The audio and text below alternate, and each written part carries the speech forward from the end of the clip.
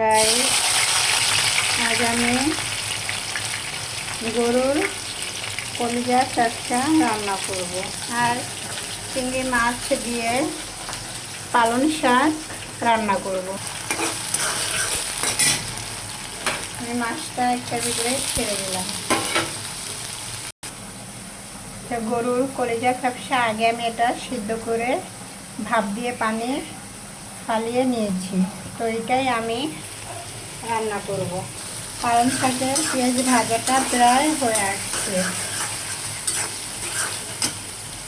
চিংড়ি মাছের তরকারিতে আমরা আদা রসুন দিই না, তাহলে চিংড়ি মাছের ঘ্রাণ চলে যায়। আমরা আবার কাঁচা ঝালটা খুব পছন্দ করি, তো কিছু কাঁচামরিচ সেটার সাথে অ্যাড করলাম। তো এখন আমি শাকটা দিয়ে দিলাম। হ্যালো গাইস, রান্নাটা শেষ। তো আমি ভেবেছিলাম তোমাদের সাথে দুটি রান্না একইভাবে দেখাতে পারবো। তো আমি খুবই দুঃখিত, একসাথে আমি দুটি রান্না তোমাদের সাথে শেয়ার করতে পারলাম না। তো পরের ভিডিওতে আবার দেখা হবে।